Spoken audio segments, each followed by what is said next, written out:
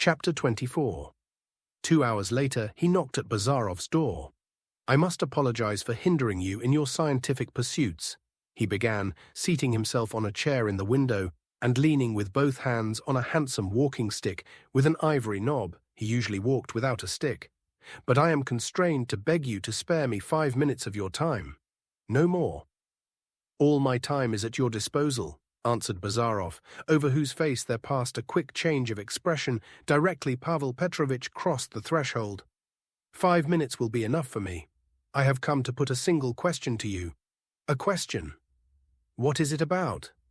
"I will tell you if you will kindly hear me out. At the commencement of your stay in my brother's house, before I had renounced the pleasure of conversing with you, it was my fortune to hear your opinions on many subjects. But so far as my memory serves, neither between us nor in my presence was the subject of single combats and dueling in general broached. Allow me to hear what are your views on that subject." Bazarov, who had risen to meet Pavel Petrovitch, sat down on the edge of the table and folded his arms. "My view is," he said, "that from the theoretical standpoint, dueling is absurd. From the practical standpoint, now it's quite a different matter." "That is, you mean to say, if I understand you right, that whatever your theoretical views on dueling, you would not in practice allow yourself to be insulted without demanding satisfaction." "You have guessed my meaning absolutely." "Very good. I am very glad to hear you say so. Your words relieve me from a state of incertitude. Of uncertainty, you mean to say." "That is all the same. I express myself so as to be understood. Isa, am not a seminary rat. Your words save me from a rather deplorable necessity. I have made up my mind to fight you." Bazarov opened his eyes wide. "Me? Undoubtedly. But what for, pray?" "I could explain the reason to you," began Pavel Petrovitch, "but I prefer to be silent about it. To my idea, your presence here is superfluous. I cannot endure you. I despise you. And if that is not enough for you—" Pavel Petrovitch's eyes glittered. Bazarov's too were flashing. "Very good," he assented. "No need of further explanations. You've a whim to try your chivalrous spirit upon me. I might refuse you this pleasure, but so be it." "I am sensible of my obligation to you," replied Pavel Petrovitch, "and may reckon then on your accepting my challenge without compelling me to resort to violent measures." "That means, speaking without metaphor, to that stick," Bazarov remarked coolly. "That is precisely correct. It's quite unnecessary for you to insult me. Indeed, it would not be a perfectly safe proceeding. You can remain a gentleman. I accept your challenge, too, like a gentleman." "That is excellent," observed Pavel Petrovitch, putting his stick in the corner. "We will say a few words directly about the conditions of our duel, but I should like first to know whether you think it necessary to resort to the formality of a trifling dispute, which might serve as a pretext for my challenge. No, it's better without formalities." "I think so myself. I presume it is also out of place to go into the real grounds of our difference. We cannot endure one another. What more is necessary?" "What more indeed?" repeated Bazarov ironically. "As regards the conditions of the meeting itself, seeing that we shall have no seconds for, where could we get them?" "Exactly so. Where could we get them?" "Then I have the honor to lay the following proposition before you. The combat to take place early tomorrow, at 6, let us say, behind the copse, with pistols, at a distance of 10 paces. At 10 paces, that will do. We hate one another at that distance." "We might have it 8, remarked Pavel Petrovitch. "We might. To fire twice, and to be ready for any result, let each put a letter in his pocket, in which he accuses himself of his end." "Now that I don't approve of at all," observed Bazarov, "there's a slight flavor of the French novel about it, something not very plausible. Perhaps. You will agree, however, that it would be unpleasant to incur a suspicion of murder." "I agree as to that, but there is a means of avoiding that painful reproach. We shall have no seconds, but we can have a witness." "And whom, allow me to inquire?" "Why, Pyotr?" "What Pyotr?" "Your brother's valet. He's a man who has attained to the acme of contemporary culture. and he will perform his part with all the comme il faut, necessary in such cases. I think you are joking, sir. Not at all. If you think over my suggestion, you will be convinced that it's full of common sense and simplicity. You can't hide a candle under a bushel, but I'll undertake to prepare Pyotr in a fitting manner and bring him on to the field of battle. You persist in jesting still, Pavel Petrovitch declared, getting up from his chair. But after the courteous readiness you have shown me, I have no right to pretend to lay down. And so everything is arranged. By the way, perhaps you have no pistols. How should I have pistols, Pavel Petrovitch? I'm not in the army. In that case, I offer you mine. You may rest assured that it's 5 years now since I shot with them. That's a very consoling piece of news. Pavel Petrovitch took up his stick. And now, my dear sir, it only remains for me to thank you and to leave you to your studies. I have the honor to take leave of you. Till we have the pleasure of meeting again, my dear sir, said Bazarov, conducting his visitor to the door. Pavel Petrovitch went out, while Bazarov remained standing a minute before the door, and suddenly exclaimed, "Pish! Well, I'm dashed. How fine and how foolish. A pretty farce we've been through, like trained dogs dancing on their hind paws. But to decline was out of the question. Why, I do believe he'd have struck me, and then—" Bazarov turned white at the very thought. All his pride was up in arms at once. Then it might have come to my strangling him like a cat. He went back to his microscope, but his heart was beating, and the composure necessary for taking observations had disappeared. He caught sight of us today, he thought, but would he really act like this on his brother's account? And what a mighty matter is it, a kiss? There must be something else in it. Bah, isn't he perhaps in love with her himself? To be sure, he's in love. It's as clear as day. What a complication. It's a nuisance, he decided at last. It's a bad job, look at it which way you will. In the first place, to risk a bullet through one's brains, and in any case to go away. And then Arkady. And that dear, innocent pussy, Nikolai Petrovitch. It's a bad job, an awfully bad job. The day passed in a kind of peculiar stillness and languor. Fenichka gave no sign of her existence. She sat in her little room like a mouse in its hole. Nikolai Petrovitch had a careworn air. He had just heard that blight had begun to appear in his wheat, upon which he had in particular rested his hopes. Pavel Petrovitch overwhelmed everyone, even Prokofitch, with his icy courtesy. Bazarov began a letter to his father, but tore it up and threw it under the table. If I die, he thought, they will find it out. But I'm not going to die. No, I shall struggle along in this world a good while yet. He gave Pyotr orders to come to him on important business the next morning directly it was light. Pyotr imagined that he wanted to take him to Petersburg with him. Bazarov went late to bed, and all night long he was harassed by disordered dreams. Madame Odintsov kept appearing in them. Now she was his mother, and she was followed by a kitten with black whiskers, and this kitten seemed to be Fenichka. Then Pavel Petrovitch took the shape of a great wood, with which he had yet to fight. Pyotr waked him up at 4 o'clock. He dressed at once and went out with him. It was a lovely, fresh morning. Tiny flecked clouds hovered overhead in little curls of foam on the pale, clear blue.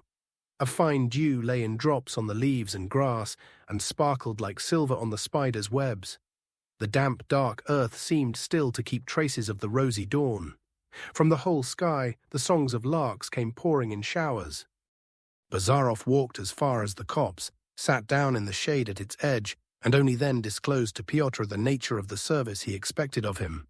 The refined valet was mortally alarmed, but Bazarov soothed him by the assurance that he would have nothing to do but stand at a distance and look on, and that he would not incur any sort of responsibility.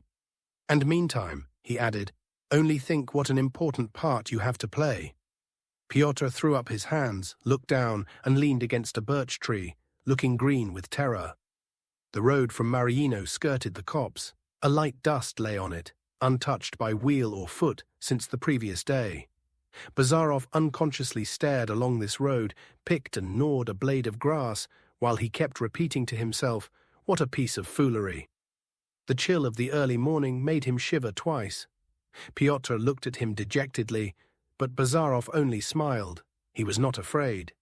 The tramp of horses' hoofs was heard along the road. A peasant came into sight from behind the trees. He was driving before him, 2 horses hobbled together, and as he passed Bazarov, he looked at him rather strangely, without touching his cap, which it was easy to see disturbed Pyotr as an unlucky omen. There's someone else up early too, thought Bazarov, but he at least has got up for work, while we— Fancy the gentleman's coming, Pyotr faltered suddenly. Bazarov raised his head and saw Pavel Petrovitch. Dressed in a light check jacket and snow-white trousers, he was walking rapidly along the road. Under his arm he carried a box wrapped up in green cloth. "I beg your pardon, I believe I have kept you waiting," he observed, bowing first to Bazarov, then to Pyotr, whom he treated respectfully at that instant as representing something in the nature of a second. "I was unwilling to wake my man." "It doesn't matter," answered Bazarov. "We've only just arrived ourselves." "Ah, so much the better." Pavel Petrovitch took a look round. "There's no one in sight. No one hinders us. We can proceed?" "Let us proceed. You do not, I presume, desire any fresh explanations?" "No, I don't." "Would you like to load?" inquired Pavel Petrovitch, taking the pistols out of the box. "No, you load, and I will measure out the paces. My legs are longer," added Bazarov with a smile. 1, 2, 3. "Yevgeny Vassilievich," Pyotr faltered with an effort, he shaking as though he were in a fever. "Say what you like, I am going farther off. 4, 5, good. Move away, my good fellow, move away. You may get behind a tree even, and stop up your ears, only don't shut your eyes, and if anyone falls, run and pick him up. 6, 7, 8. Bazarov stopped. "Is that enough?" he said, turning to Pavel Petrovitch, "or shall I add 2 paces more?" "As you like," replied the latter, pressing down the second bullet. "Well, we'll make it 2 paces more." Bazarov drew a line on the ground with the toe of his boot. "There's the barrier, then. By the way, how many paces may each of us go back from the barrier? That's an important question, too. That point was not discussed yesterday." "I imagine 10, replied Pavel Petrovitch, handing Bazarov both pistols. "Will you be so good as to choose?" "I will be so good. But, Pavel Petrovitch, you must admit our combat is singular to the point of absurdity. Only look at the countenance of our second." "You are disposed to laugh at everything," answered Pavel Petrovitch. "I acknowledge the strangeness of our duel, but I think it my duty to warn you that I intend to fight seriously. A bon entendeur, salut.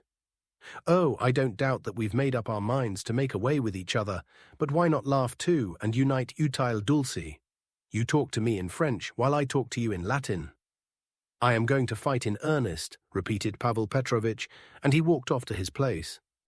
Bazarov, on his side, counted off 10 paces from the barrier and stood still. "Are you ready?" asked Pavel Petrovitch. "Perfectly.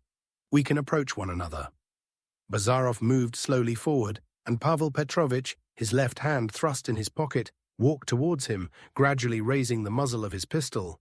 "He's aiming straight at my nose," thought Bazarov. "And doesn't he blink down it carefully, the ruffian? Not an agreeable sensation, though. I'm going to look at his watch chain." Something whizzed sharply by his very ear, and at the same instant there was the sound of a shot. "I heard it, so it must be all right," had time to flash through Bazarov's brain. He took one more step, and without taking aim, pressed the spring. Pavel Petrovitch gave a slight start and clutched at his thigh. A stream of blood began to trickle down his white trousers. Bazarov flung aside the pistol and went up to his antagonist. "Are you wounded?" he said. "You had the right to call me up to the barrier," said Pavel Petrovitch, "but that's of no consequence. According to our agreement, each of us has the right to one more shot." "All right, but excuse me, that'll do another time," answered Bazarov, catching hold of Pavel Petrovitch, who was beginning to turn pale. "Now, I'm not a duelist, but a doctor, and I must have a look at your wound before anything else. Pyotr, come here, Pyotr. Where have you got to?" "That's all nonsense. I need no one's aid," Pavel Petrovitch declared jerkily, "and we must— again." He tried to pull at his moustaches, but his hand failed him, his eyes grew dim, and he lost consciousness. Here's a pretty pass, a fainting fit. What next? Bazarov cried unconsciously as he laid Pavel Petrovitch on the grass. Let's have a look what's wrong. He pulled out a handkerchief, wiped away the blood, and began feeling round the wound. The bone's not touched, he muttered through his teeth. The ball didn't go deep. One muscle, vastus externus, grazed. He'll be dancing about in 3 weeks. And to faint. Oh, these nervous people, how I hate them. My word, what a delicate skin. Is he killed? The quaking voice of Pyotr came rustling behind his back. Bazarov looked round. Go for some water as quick as you can, my good fellow, and he'll outlive us yet. But the modern servant seemed not to understand his words, and he did not stir. Pavel Petrovitch slowly opened his eyes. He will die, whispered Pyotr, and he began crossing himself. You are right. What an imbecile countenance, remarked the wounded gentleman with a forced smile. Well, go for the water, damn you, shouted Bazarov. No need. It was a momentary vertigo. Help me to sit up. There, that's right. I only need something to bind up this scratch, and I can reach home on foot, or you can send a droshky for me. The duel, if you are willing, shall not be renewed. You have behaved honourably. Today, observe. There's no need to recall the past, rejoined Bazarov. And as regards the future, it's not worthwhile for you to trouble your head about that either, for I intend being off without delay. Let me bind up your leg now. Your wound's not serious, but it's always best to stop bleeding. But first, I must bring this corpse to his senses. Bazarov shook Pyotr by the collar and sent him for a droshky. Mind you don't frighten my brother, Pavel Petrovitch said to him. Don't dream of informing him. Pyotr flew off, and while he was running for a droshky, the two antagonists sat on the ground and said nothing. Pavel Petrovitch tried not to look at Bazarov. He did not want to be reconciled to him in any case.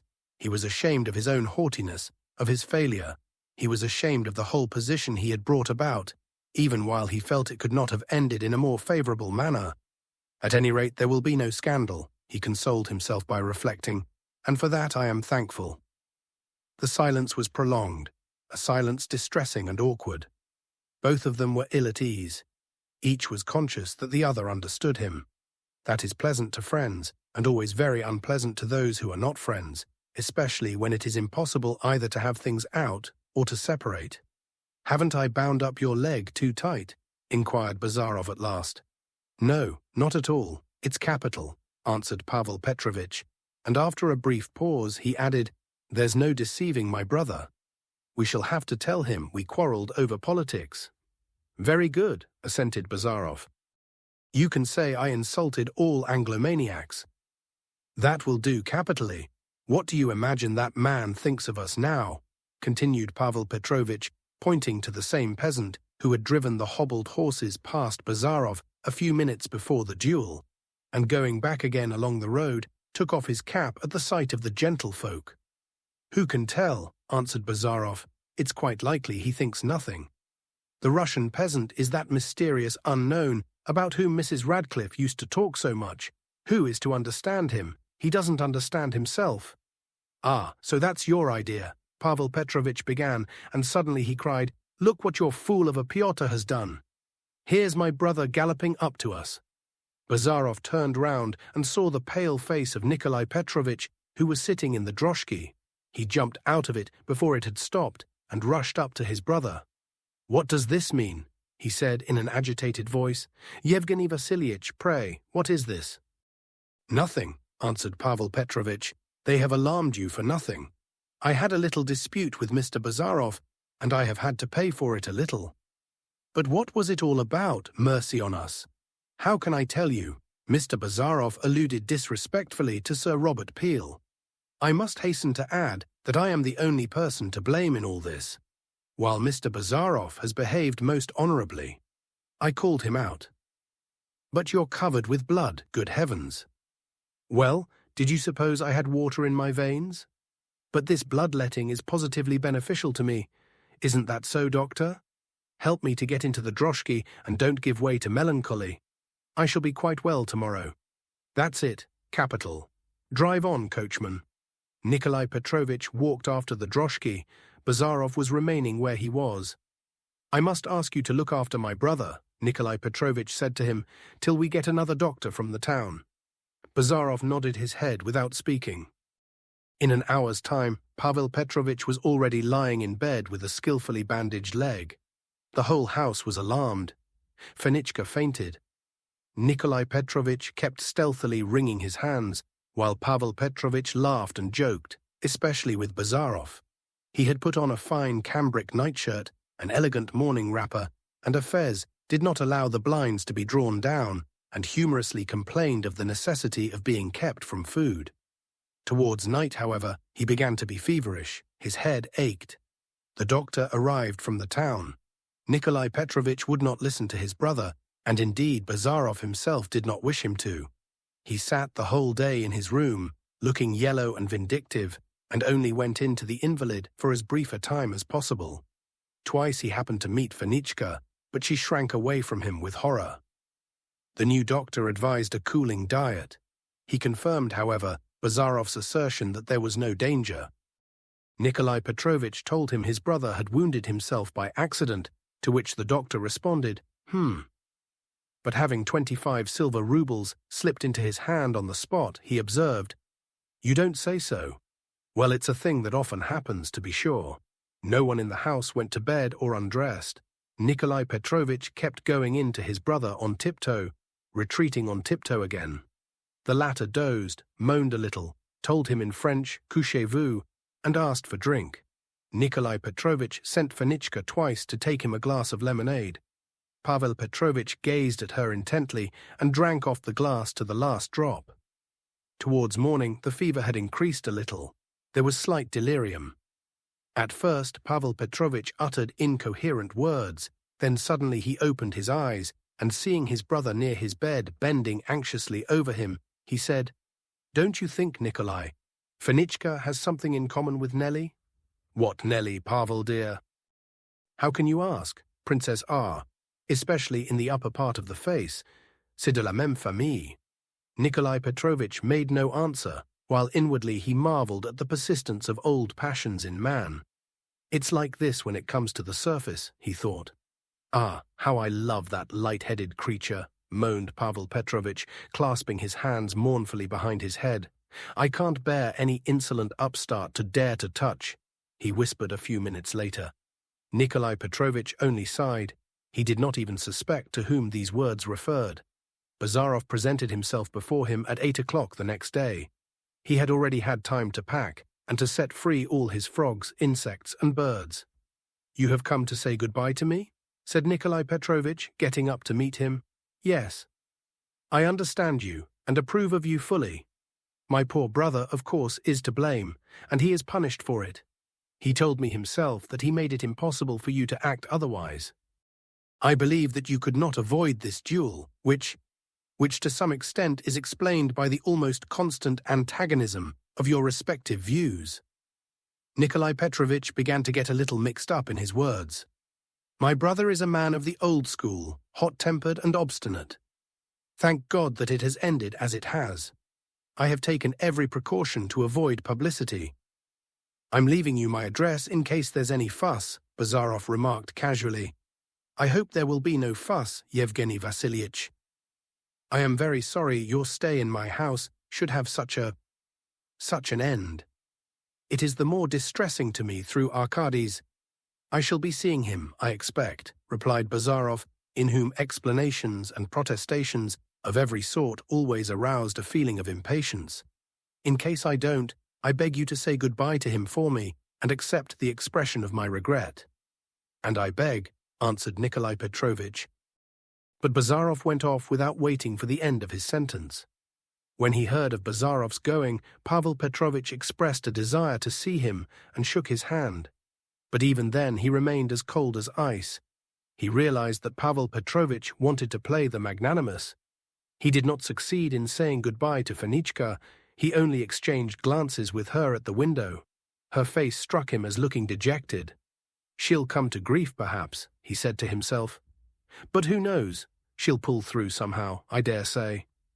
Pyotr, however, was so overcome that he wept on his shoulder till Bazarov damped him by asking if he'd a constant supply laid on in his eyes. while Dunyasha was obliged to run away into the wood to hide her emotion.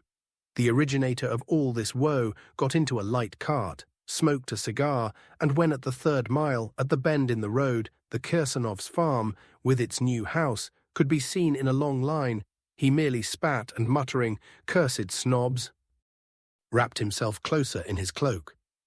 Pavel Petrovitch was soon better, but he had to keep his bed about a week. He bore his captivity, as he called it, pretty patiently, though he took great pains over his toilette, and had everything scented with eau de cologne. Nikolai Petrovitch used to read him the journals. Fenichka waited on him as before, brought him lemonade, soup, boiled eggs and tea, but she was overcome with secret dread whenever she went into his room.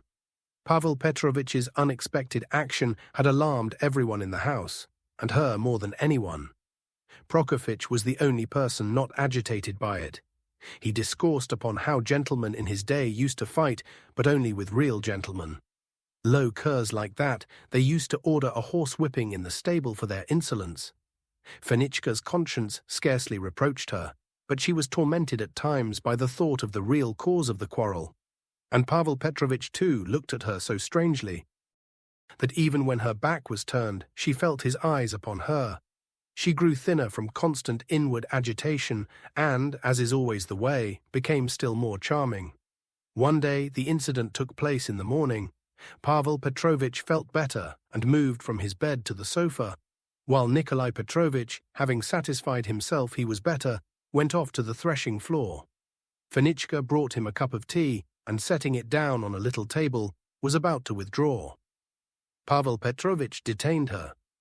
"Where are you going in such a hurry, Fedosia Nikolaevna?" He began. "Are you busy?" "I have to pour out tea." "Dunyasha will do that without you. Sit a little while with a poor invalid. By the way, I must have a little talk with you." Fenichka sat down on the edge of an easy chair, without speaking. "Listen," said Pavel Petrovitch, tugging at his moustaches. "I have long wanted to ask you something. You seem somehow afraid of me." "I? Yes, you. You never look at me as though your conscience were not at rest." Fenichka crimsoned, but looked at Pavel Petrovitch. He impressed her as looking strange, and her heart began throbbing slowly. "Is your conscience at rest?" he questioned her. "Why should it not be at rest?" she faltered. "Goodness knows why. Besides, whom can you have wronged?" "Me? That is not likely. Any other people in the house here? That, too, is something incredible. Can it be my brother? But you love him, don't you?" "I love him. With your whole soul, with your whole heart. I love Nikolai Petrovitch with my whole heart. Truly. Look at me, Fenichka." It was the first time he had called her that name. "You know it's a great sin telling lies." "I am not telling lies, Pavel Petrovitch, not love Nikolai Petrovitch. I shouldn't care to live after that." "And will you never give him up for anyone?" "For whom could I give him up? For whom indeed?" "Well, how about that gentleman who has just gone away from here?" Fenichka got up. "My God, Pavel Petrovitch, what are you torturing me for?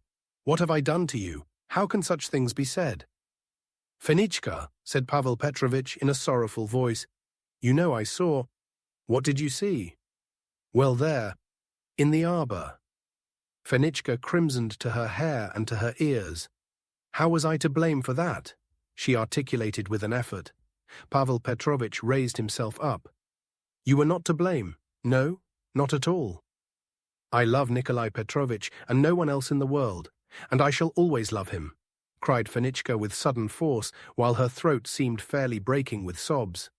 "As for what you saw, at the dreadful day of judgment, I will say I'm not to blame, and wasn't to blame for it, and I would rather die at once if people can suspect me of such a thing against my benefactor, Nikolai Petrovitch." But here her voice broke, and at the same time she felt that Pavel Petrovitch was snatching and pressing her hand. She looked at him and was fairly petrified. He had turned even paler than before. His eyes were shining, and what was most marvelous of all, one large solitary tear was rolling down his cheek. "Fenichka," he was saying in a strange whisper, "love him, love my brother. Don't give him up for anyone in the world. Don't listen to anyone else.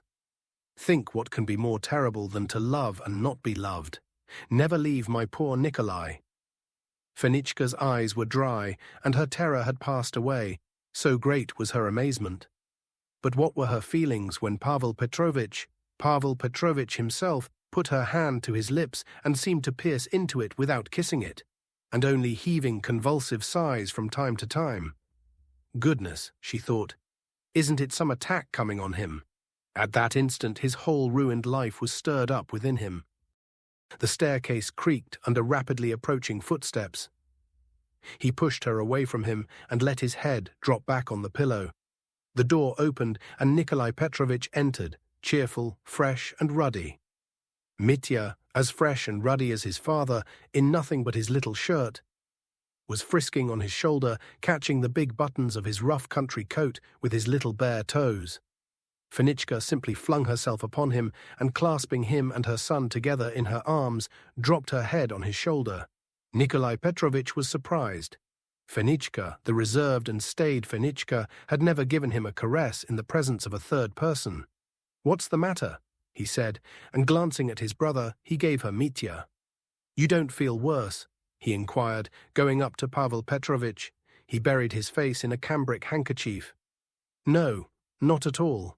On the contrary, I am much better." "You were in too great a hurry to move on to the sofa. Where are you going?" added Nikolai Petrovitch, turning round to Fenichka, but she had already closed the door behind her. "I was bringing in my young hero to show you. He's been crying for his uncle. Why has she carried him off? What's wrong with you, though? Has anything passed between you, eh?" "Brother," said Pavel Petrovitch solemnly. Nikolai Petrovitch started. He felt dismayed. He could not have said why himself. "Brother," repeated Pavel Petrovitch, "give me your word that you will carry out my one request." "What request? Tell me." "It is very important. The whole happiness of your life, to my idea, depends on it. I have been thinking a great deal all this time over what I want to say to you now. Brother, do your duty, the duty of an honest and generous man. Put an end to the scandal and bad example you are setting you, the best of men." "What do you mean, Pavel?" "Marry Fenichka. She loves you. She is the mother of your son." Nikolai Petrovitch stepped back a pace and flung up his hands. "Do you say that, Pavel? You whom I have always regarded as the most determined opponent of such marriages. You say that? Don't you know that it has simply been out of respect for you that I have not done what you so rightly call my duty?" "You were wrong to respect me in that case," Pavel Petrovitch responded, with a weary smile. "I begin to think Bazarov was right in accusing me of snobbishness. No, dear brother, don't let us worry ourselves about appearances and the world's opinion anymore. We are old folks and humble now. It's time we laid aside vanity of all kinds. Let us, just as you say, do our duty, and mind, we shall get happiness that way into the bargain." Nikolai Petrovitch rushed to embrace his brother. "You have opened my eyes completely," he cried. "I was right in always declaring you the wisest and kindest-hearted fellow in the world, and now I see you are just as reasonable as you are noble-hearted." "Quietly, quietly," Pavel Petrovitch interrupted him. "Don't hurt the leg of your reasonable brother, who at close upon 50 has been fighting a duel like an ensign. So then, it's a settled matter. Fenichka is to be my belle-sœur." "My dearest Pavel, but what will Arkady say?" "Arkady? He'll be in ecstasies, you may depend upon it. Marriage is against his principles, but then the sentiment of equality in him will be gratified. And after all, what sense have class distinctions au XIX siècle? Ah, Pavel, let me kiss you once more. Don't be afraid, I'll be careful." The brothers embraced each other. "What do you think? Should you not inform her of your intention now?" queried Pavel Petrovitch. "Why be in a hurry?" responded Nikolai Petrovitch. "Has there been any conversation between you?" "Conversation between us? Quelle idée? Well, that is all right then. First of all, you must get well, and meanwhile, there's plenty of time. We must think it over well and consider. But your mind is made up, I suppose." "Of course, my mind is made up, and I thank you from the bottom of my heart. I will leave you now. You must rest. Any excitement is bad for you. But we will talk it over again. Sleep well, dear heart, and God bless you." "What is he thanking me like that for?" thought Pavel Petrovitch when he was left alone, as though it did not depend on him. I will go away directly he is married, somewhere a long way off to Dresden or Florence, and will live there till I... Pavel Petrovitch moistened his forehead with eau de Cologne and closed his eyes. His beautiful, emaciated head, the glaring daylight shining full upon it, lay on the white pillow like the head of a dead man. And indeed he was a dead man. Chapter 25. At Nikolskoye, Katya and Arkady were sitting in the garden on a turf seat in the shade of a tall ash tree. Fifi had placed himself on the ground near them, giving his slender body that graceful curve, which is known among dog fanciers as the hair bend. Both Arkady and Katya were silent. He was holding a half-open book in his hands, while she was picking out of a basket the few crumbs of bread left in it, and throwing them to a small family of sparrows, who, with the frightened impudence peculiar to them, were hopping and chirping at her very feet. A faint breeze, stirring in the ash leaves, kept slowly moving pale gold flecks of sunlight up and down over the path and Fifi's tawny back. A patch of unbroken shade fell upon Arkady and Katya. Only from time to time a bright streak gleamed on her hair. Both were silent, but the very way in which they were silent, in which they were sitting together, was expressive of confidential intimacy. Each of them seemed not even to be thinking of his companion, while secretly rejoicing in his presence. Their faces, too, had changed since we saw them last. Arkady looked more tranquil, Katya brighter and more daring. "Don't you think," began Arkady, "that the ash has been very well named in Russian Yasen? No other tree is so lightly and brightly transparent, Yasno, against the air as it is." Katya raised her eyes to look upward and assented, "Yes," while Arkady thought, "Well, she does not reproach me for talking finely." "I don't like Heine," said Katya, glancing towards the book which Arkady was holding in his hands, "either when he laughs or when he weeps. I like him when he's thoughtful and melancholy." "And I like him when he laughs," remarked Arkady. "That's the relics left in you of your old satirical tendencies." "Relics," thought Arkady. If Bazarov had heard that. "Wait a little, we shall transform you." "Who will transform me? You?" "Who? My sister, Porfiry Platonovitch, whom you've given up quarrelling with, Auntie, whom you escorted to church the day before yesterday. Well, I couldn't refuse. And as for Anna Sergeyevna, she agreed with Yevgeny in a great many things, you remember. My sister was under his influence then, just as you were." "As I was? Do you discover, may I ask, that I've shaken off his influence now?" Katya did not speak. "I know," pursued Arkady, "you never liked him. I can have no opinion about him. Do you know, Katerina Sergeyevna, every time I hear that answer I disbelieve it. There is no man that every one of us could not have an opinion about. That's simply a way of getting out of it. Well, I'll say then I don't. It's not exactly that I don't like him, but I feel that he's of a different order from me, and I am different from him. And you too are different from him. How's that? How can I tell you? He's a wild animal, and you and I are tame. Am I tame too?" Katya nodded. Arkady scratched his ear. "Let me tell you, Katerina Sergeyevna, do you know that's really an insult? Why would you like to be a wild, not wild, but strong, full of force? It's no good wishing for that. Your friend, you see, doesn't wish for it, but he has it. So you imagine he had a great influence on Anna Sergeyevna?" "Yes, but no one can keep the upper hand of her for long," added Katya in a low voice. "Why do you think that?" "She's very proud. I didn't mean that. She values her independence a great deal." "Who doesn't value it?" asked Arkady, and the thought flashed through his mind, what good is it? What good is it? It occurred to Katya to wonder too. When young people are often together on friendly terms, they are constantly stumbling on the same ideas. Arkady smiled, and coming slightly closer to Katya, he said in a whisper, "Confess that you are a little afraid of her." "Of whom?" "Her," repeated Arkady significantly. "And how about you?" Katya asked in her turn. "I am too, observe," I said. "I am too." Katya threatened him with her finger. "I wonder at that," she began. "My sister has never felt so friendly to you as just now, much more so than when you first came." "Really? Why, haven't you noticed it? Aren't you glad of it?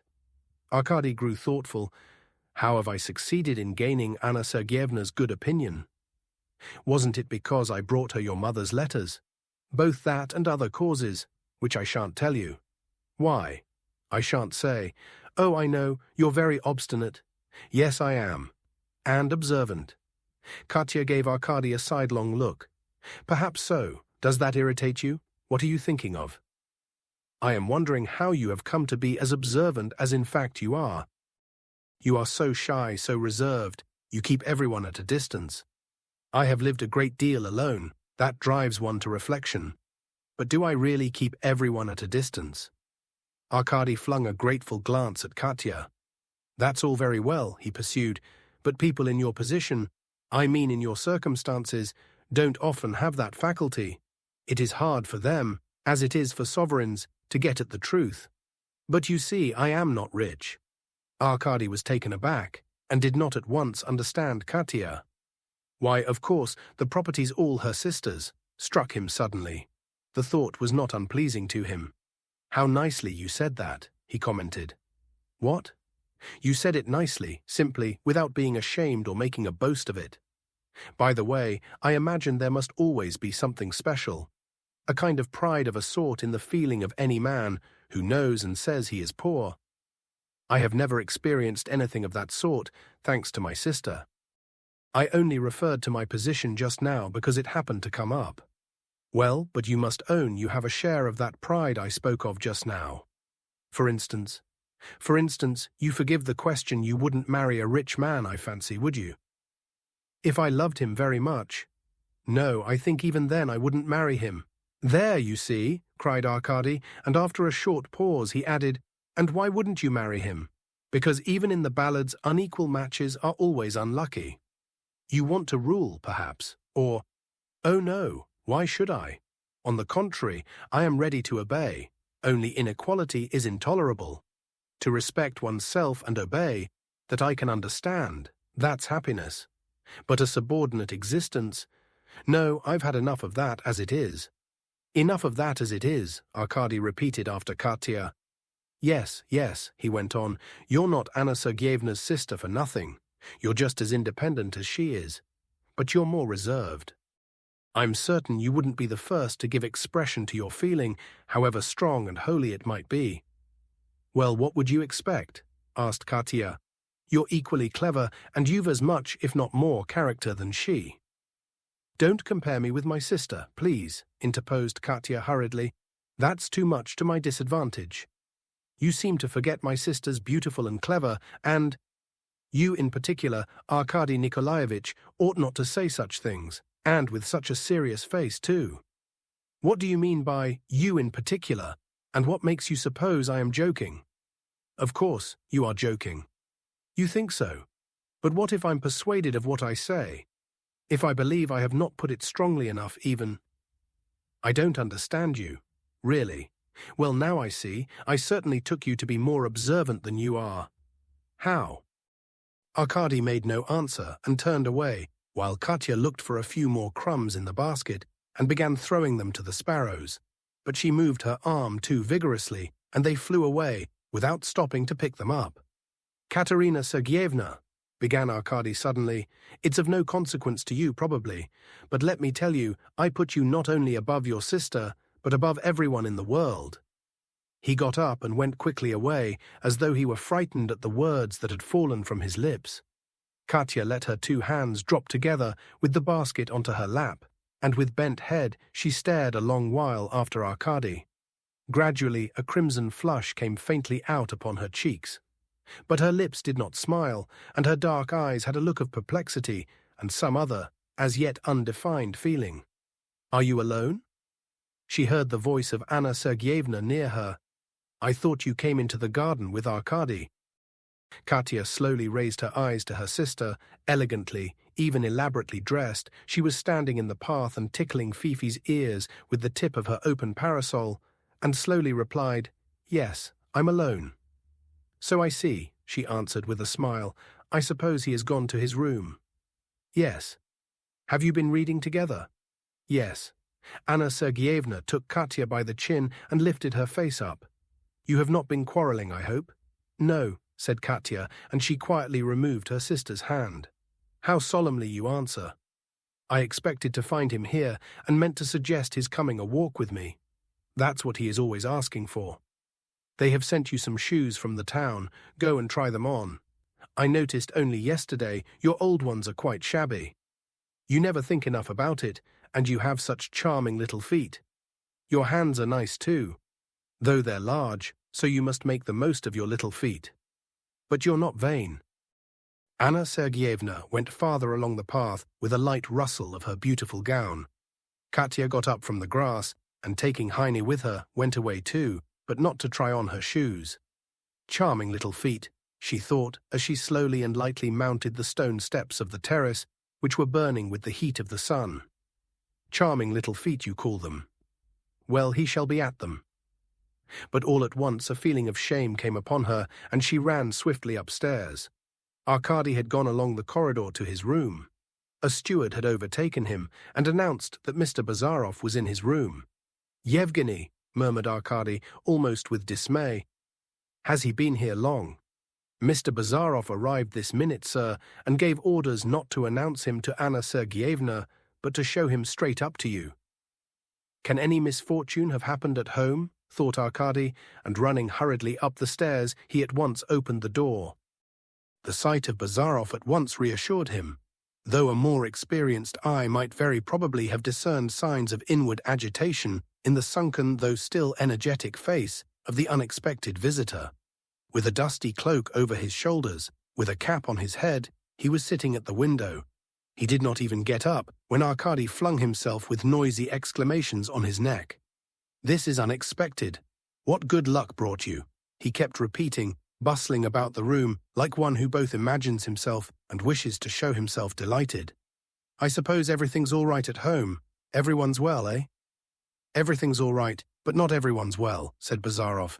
"Don't be a chatterbox, but send for some kvass for me, sit down and listen, while I tell you all about it in a few, but I hope pretty vigorous sentences." Arkady was quiet while Bazarov described his duel with Pavel Petrovitch. Arkady was very much surprised and even grieved, but he did not think it necessary to show this. He only asked whether his uncle's wound was really not serious, and on receiving the reply that it was most interesting, but not from a medical point of view, he gave a forced smile, but at heart he felt both wounded and, as it were, ashamed. Bazarov seemed to understand him. "Yes, my dear fellow," he commented, "you see what comes of living with feudal personages. You turn a feudal personage yourself, and find yourself taking part in knightly tournaments. Well, so I set off for my father's," Bazarov wound up, "and I've turned in here on the way.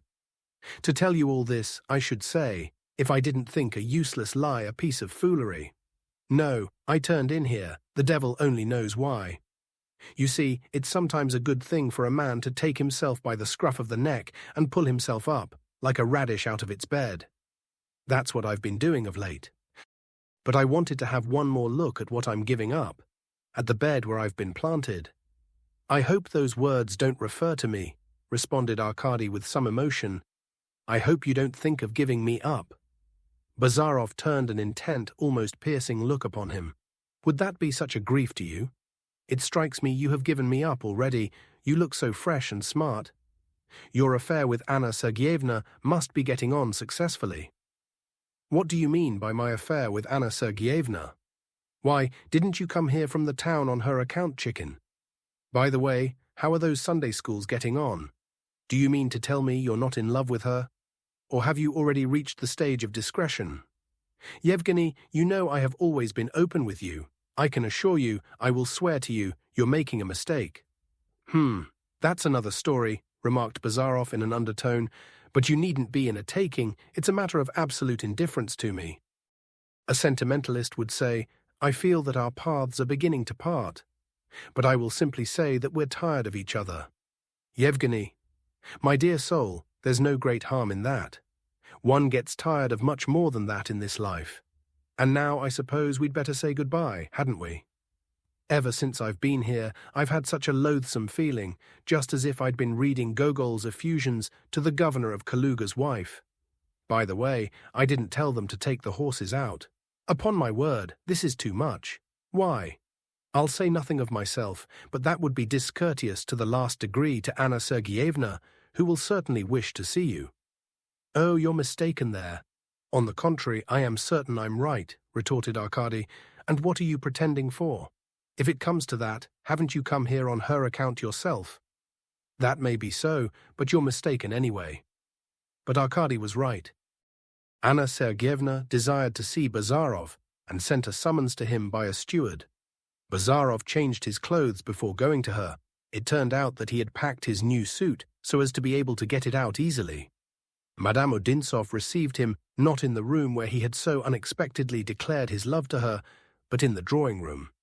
She held her fingertips out to him cordially, but her face betrayed an involuntary sense of tension. Anna Sergeyevna, Bazarov hastened to say, before everything else I must set your mind at rest. Before you is a poor mortal who has come to his senses long ago and hopes other people too have forgotten his follies. I am going away for a long while, and though, as you will allow, I'm by no means a very soft creature, it would be anything but cheerful for me to carry away with me the idea that you remember me with repugnance. Anna Sergeyevna gave a deep sigh, like one who has just climbed up a high mountain, and her face was lighted up by a smile. She held out her hand a second time to Bazarov and responded to his pressure. Let bygones be bygones, she said. I am all the readier to do so, because speaking from my conscience, I was to blame then too for flirting or something. In a word, let us be friends as before. That was a dream, wasn't it? And who remembers dreams? Who remembers them? And besides, love, you know, is a purely imaginary feeling. Really? I am very glad to hear that. So Anna Sergeyevna spoke, and so spoke Bazarov. They both supposed they were speaking the truth. Was the truth, the whole truth, to be found in their words? They could not themselves have said, and much less could the author. But a conversation followed between them precisely as though they completely believed one another. Anna Sergeyevna asked Bazarov, among other things, what he had been doing at the Kirsanovs. He was on the point of telling her about his duel with Pavel Petrovitch, but he checked himself with the thought that she might imagine he was trying to make himself interesting, and answered that he had been at work all the time. And I, observed Anna Sergeyevna, had a fit of depression at first, goodness knows why. I even made plans for going abroad, fancy. Then it passed off, your friend Arkady Nikolaich came, and I fell back into my old routine and took up my real part again. What part is that, may I ask? The character of aunt, guardian, mother, call it what you like. By the way, do you know I used not quite to understand your close friendship with Arkady Nikolaich? I thought him rather insignificant. But now I have come to know him better, and to see that he is clever. And he's young. That's the great thing. Not like you and me, Yevgeny Vasilievich. Is he still as shy in your company? Queried Bazarov. Why was he? Anna Sergeyevna began, and after a brief pause she went on. He has grown more confiding now. He talks to me. He used to avoid me before, though indeed I didn't seek his society either. He's more friends with Katya. Bazarov felt irritated. A woman can't help humbugging, of course, he thought. You say he used to avoid you, he said aloud, with a chilly smile, but it is probably no secret to you that he was in love with you. What, he too? Fell from Anna Sergeyevna's lips. He too, repeated Bazarov with a submissive bow. Can it be you didn't know it, and I've told you something new? Anna Sergeyevna dropped her eyes. You are mistaken, Yevgeny Vasilievich. I don't think so, but perhaps I ought not to have mentioned it. And don't you try telling me lies again for the future, he added to himself. Why not? But I imagine that in this too you are attributing too much importance to a passing impression. I begin to suspect you are inclined to exaggeration. We had better not talk about it, Anna Sergeyevna. Oh, why? She retorted, but she herself led the conversation into another channel. She was still ill at ease with Bazarov, though she had told him, and assured herself that everything was forgotten. While she was exchanging the simplest sentences with him, even while she was jesting with him, she was conscious of a faint spasm of dread. So people on a steamer at sea talk and laugh carelessly, for all the world as though they were on dry land. But let only the slightest hitch occur, let the least sign be seen of anything out of the common, and at once on every face there comes out an expression of peculiar alarm, betraying the constant consciousness of constant danger. Anna Sergeyevna's conversation with Bazarov did not last long.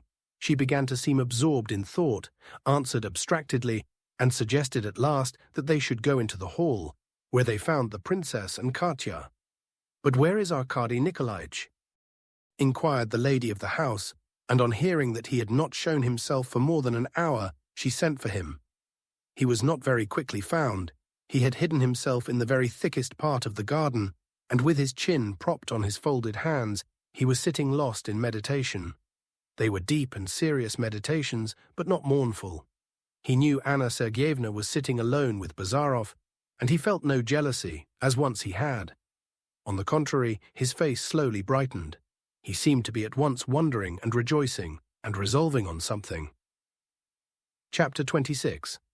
The deceased Odintsov had not liked innovations, but he had tolerated the fine arts within a certain sphere, and had in consequence put up in his garden, between the hothouse and the lake, an erection after the fashion of a Greek temple made of Russian brick.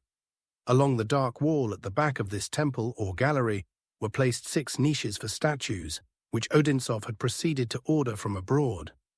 These statues were to represent solitude, silence, meditation, melancholy, modesty, and sensibility. One of them, the goddess of silence, with her finger on her lip, had been sent and put up.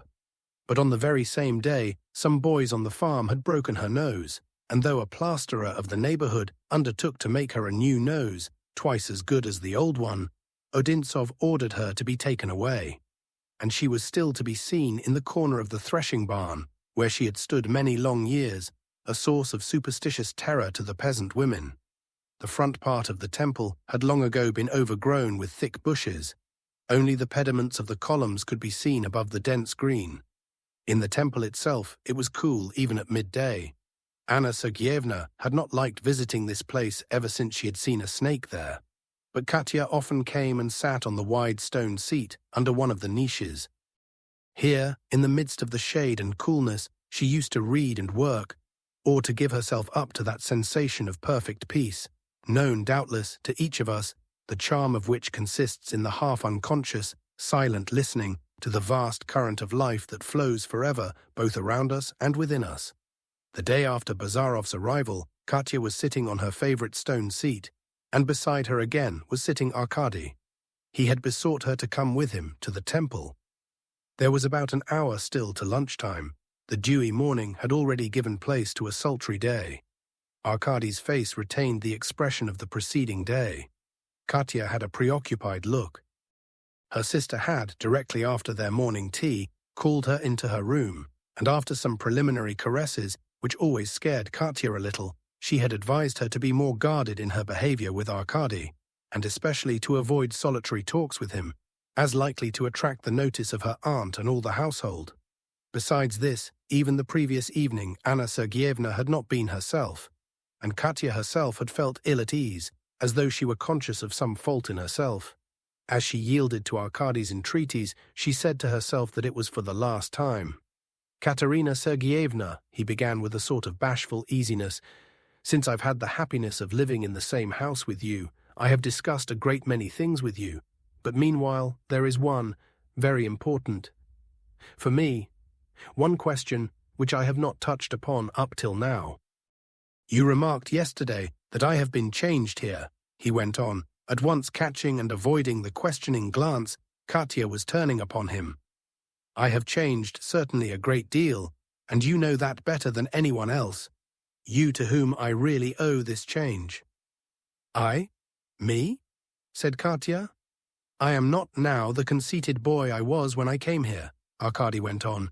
"I've not reached 23 for nothing. As before, I want to be useful. I want to devote all my powers to the truth, but I no longer look for my ideals where I did. They present themselves to me, much closer to hand. Up till now, I did not understand myself. I set myself tasks which were beyond my powers. My eyes have been opened lately, thanks to one feeling. I'm not expressing myself quite clearly, but I hope you understand me. Katya made no reply, but she ceased looking at Arkady.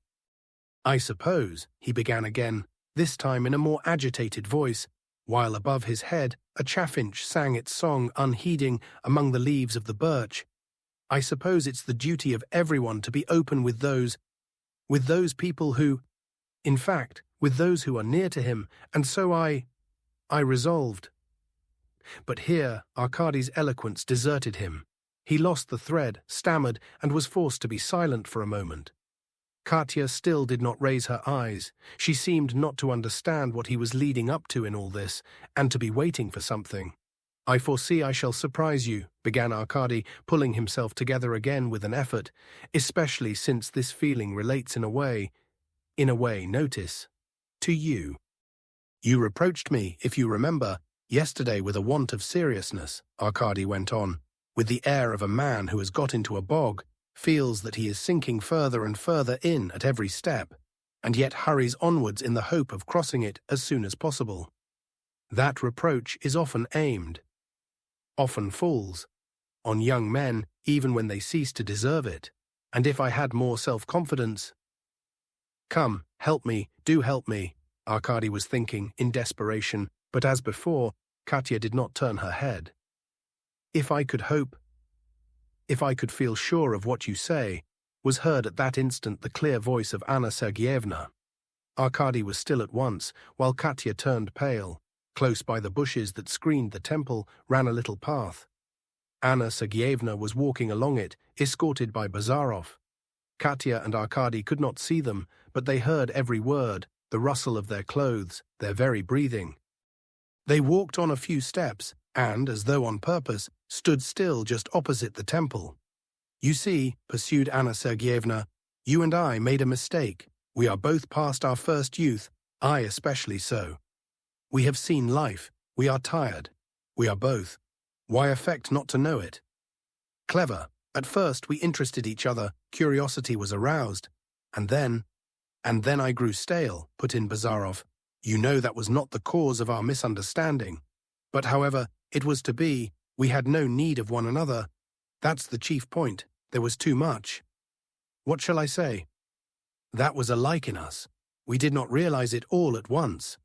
Now, Arkady— So you need him? Queried Bazarov. Hush, Yevgeny Vassilievich. You tell me he is not indifferent to me, and it always seemed to me he liked me. I know that I might well be his aunt, but I don't wish to conceal from you that I have come to think more often of him. In such youthful, fresh feeling, there is a special charm. The word fascination is most usual in such cases, Bazarov interrupted. The effervescence of his spleen could be heard in his choked though steady voice. Arkady was mysterious over something with me yesterday, and didn't talk either of you or your sister. That's a serious symptom. He is just like a brother with Katya, commented Anna Sergeyevna, and I like that in him, though perhaps I ought not to have allowed such intimacy between them. That idea is prompted by your feelings as a sister, Bazarov brought out, drawling. Of course. But why are we standing still? Let us go on. What a strange talk we are having, aren't we? I could never have believed I should talk to you like this. You know, I am afraid of you. And at the same time, I trust you, because in reality, you are so good.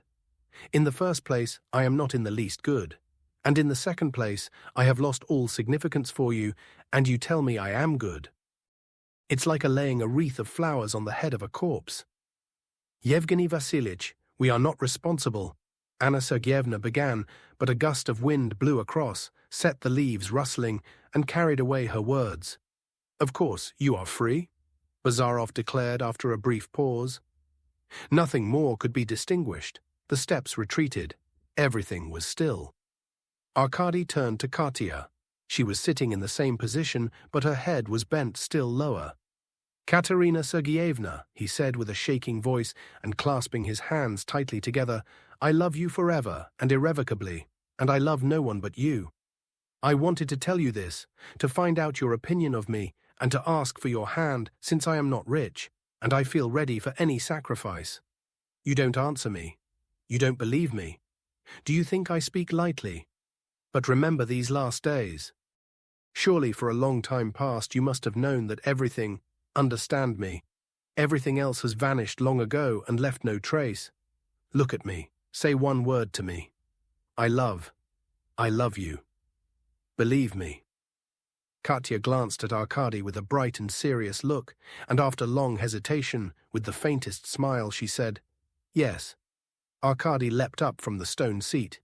Yes, you said yes, Katerina Sergeyevna. What does that word mean? Only that I do love you, that you believe me, or... I daren't go on. Yes, repeated Katya, and this time he understood her. He snatched her large, beautiful hands, and breathless with rapture, pressed them to his heart. He could scarcely stand on his feet, and could only repeat, Katya, Katya, while she began weeping in a guileless way, smiling gently at her own tears. No one who has not seen those tears in the eyes of the beloved knows yet to what a point, faint with shame and gratitude, a man may be happy on earth. The next day, early in the morning, Anna Sergeyevna sent to summon Bazarov to her boudoir, and with a forced laugh handed him a folded sheet of notepaper. It was a letter from Arkady. In it, he asked for her sister's hand. Bazarov quickly scanned the letter and made an effort to control himself that he might not show the malignant feeling which was instantaneously aflame in his breast. So that's how it is, he commented. And you, I fancy, only yesterday imagined he loved Katerina Sergeyevna as a brother. What are you intending to do now? What do you advise me? Asked Anna Sergeyevna, still laughing. Well, I suppose, answered Bazarov, also with a laugh, though he felt anything but cheerful, and had no more inclination to laugh than she had. I suppose you ought to give the young people your blessing. It's a good match in every respect. Kirsanov's position is passable, he's the only son, and his father's a good-natured fellow. He won't try to thwart him. Madame Odintsov walked up and down the room. By turns her face flushed and grew pale. You think so, she said. Well, I see no obstacles. I am glad for Katya, and for Arkady Nikolaevich too. Of course, I will wait for his father's answer. I will send him in person to him, but it turns out, you see, that I was right yesterday when I told you we were both old people. How was it I saw nothing? That's what amazes me. Anna Sergeyevna laughed again and quickly turned her head away. The younger generation have grown awfully sly, remarked Bazarov, and he too laughed. Goodbye, he began again after a short silence. I hope you will bring the matter to the most satisfactory conclusion, and I will rejoice from a distance. Madame Odintsov turned quickly to him. You are not going away. Why should you not stay now? Stay. It's exciting talking to you. One seems walking on the edge of a precipice. At first one feels timid, but one gains courage as one goes on. Do stay. Thanks for the suggestion, Anna Sergeyevna, and for your flattering opinion of my conversational talents. But I think I have already been moving too long in a sphere which is not my own. Flying fishes can hold out for a time in the air, but soon they must splash back into the water. Allow me, too, to paddle in my own element. Madame Odintsov looked at Bazarov. His pale face was twitching with a bitter smile. This man did love me, she thought, and she felt pity for him, and held out her hand to him with sympathy. But he, too, understood her. No, he said, stepping back a pace. I'm a poor man, but I've never taken charity so far. Goodbye, and good luck to you. I am certain we are not seeing each other for the last time, Anna Sergeyevna declared with an unconscious gesture. Anything may happen, answered Bazarov, and he bowed and went away. So you are thinking of making yourself a nest, he said the same day to Arkady as he packed his box, crouching on the floor. Well, it's a capital thing, but you needn't have been such a humbug. I expected something from you in quite another quarter. Perhaps, though, it took you by surprise yourself. I certainly didn't expect this when I parted from you, answered Arkady. But why are you a humbug yourself? Calling it a capital thing, as though I didn't know your opinion of marriage. Ah, my dear fellow, said Bazarov, how you talk. You see what I'm doing. There seems to be an empty space in the box, and I am putting hay in. That's how it is in the box of our life. We would stuff it up with anything rather than have a void. Don't be offended, please. You remember, no doubt, the opinion I have always had of Katerina Sergeyevna. Many a young lady's called clever simply because she can sigh cleverly, but yours can hold her own, and indeed she'll hold it so well that she'll have you under her thumb. To be sure, though, that's quite as it ought to be. He slammed the lid to and got up from the floor. And now, I say again, goodbye, for it's useless to deceive ourselves. We are parting for good, and you know that yourself. You have acted sensibly. You're not made for our bitter, rough, lonely existence. There's no dash, no hate in you, but you've the daring of youth and the fire of youth. Your sort, you gentry, can never get beyond refined submission or refined indignation, and that's no good. You won't fight, and yet you fancy yourselves gallant chaps, but we mean to fight. Oh well, our dust would get into your eyes, our mud would bespatter you, but yet you're not up to our level. You're admiring yourselves unconsciously. You like to abuse yourselves, but we're sick of that. We want something else. We want to smash other people. You're a capital fellow, but you're a sugary liberal snob for all that, a vola too, as my parent is fond of saying. You are parting from me forever, Yevgeny, responded Arkady mournfully. And have you nothing else to say to me? Bazarov scratched the back of his head. Yes, Arkady, yes, I have other things to say to you, but I'm not going to say them because that's sentimentalism. That means mawkishness. And you get married as soon as you can, and build your nest, and get children to your heart's content. They'll have the wit to be born in a better time than you and me. Aha, I see the horses are ready. Time's up. I've said goodbye to everyone. What now, embracing, eh? Arkady flung himself on the neck of his former leader and friend, and the tears fairly gushed from his eyes. That's what comes of being young, Bazarov commented calmly. But I rest my hopes on Katerina Sergeyevna. You'll see how quickly she'll console you. Goodbye, brother, he said to Arkady when he had got into the light cart, and pointing to a pair of jackdaws sitting side by side on the stable roof, he added, That's for you, follow that example. What does that mean? Asked Arkady. What? Are you so weak in natural history, or have you forgotten that the jackdaw is a most respectable family bird? An example to you. Goodbye. The cart creaked and rolled away. Bazarov had spoken truly. In talking that evening with Katya, Arkady completely forgot about his former teacher. He already began to follow her lead, and Katya was conscious of this and not surprised at it. He was to set off the next day for Mariino to see Nikolai Petrovich. Anna Sergeyevna was not disposed to put any constraint on the young people, and only on account of the proprieties did not leave them by themselves for too long together. She magnanimously kept the princess out of their way. The latter had been reduced to a state of tearful frenzy by the news of the proposed marriage.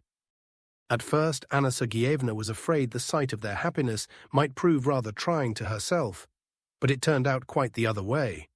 This sight not only did not distress her, it interested her. It even softened her at last. Anna Sergeyevna felt both glad and sorry at this. It is clear that Bazarov was right, she thought.